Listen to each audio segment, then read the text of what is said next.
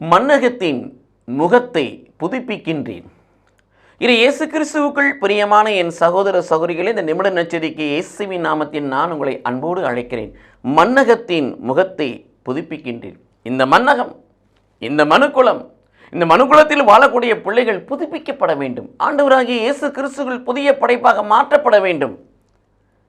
அதற்கு பரிசுத்த ஆவியானவர் நிறைவாழ்வை நோக்கி நம்மை வழிநடத்த வேண்டுமாயும், பரிசுத்த ஆவியானவர் நிறைய உண்மையை நோக்கி நம்மை வழிநடத்த வேண்டுமாயும், சாவுக்குரிய நம் உடலை வாழ்வுக்குரிய உடலாய் பரிசுத்த ஆவியானவர் மாற்ற வேண்டுமாயும், கடவுள் சொன்னதையெல்லாம், இயேசு சொன்னதையெல்லாம் மறுபடியும் அவருக்கு நினைவூட்டு வண்ணமாயும், கனிகள் கொடுக்கிற பிள்ளைகளாய் நாம் இருக்கும் வண்ணமாயும், தூய ஆவியின் தூண்டுதலுக்கு ஏற்ப நாம் வாழுகின்ற பிள்ளைகளாய், கலாத்தியர் 5:16 வாசிப்பது போல தூய ஆவியின் தூண்டுதலுக்கு ஏற்ப வாழுகின்ற பிள்ளைகளாய் நாம் மாறும்படியாயும் ஆண்டவர் தருகிற, தேவ ஆவியானவர் தருகிற 2 கொரிந்தியர் 3:17 தேவ ஆவியானவர் தருகிற அந்த விடுதலை பெற்றுக்கொள்ளும்படியான வாழ்வை நாம் அடைந்து கொள்வோம் என்று சொன்னால், மன்னகத்திலே கிறிஸ்துவுக்குள் நாம் புதுப்பிக்கப்பட்டிருக்கிறோம்.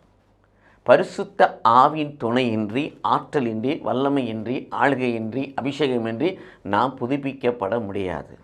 நாம் புதுப்பிக்கப்படுகின்ற பொழுது, மன்னகத்தில் இருக்கிற நாம் தூய ஆவினால் புதுப்பிக்கப்படுகின்ற பொழுது இந்த மன்னகமும் புதுப்பிக்கப்படுகிறது.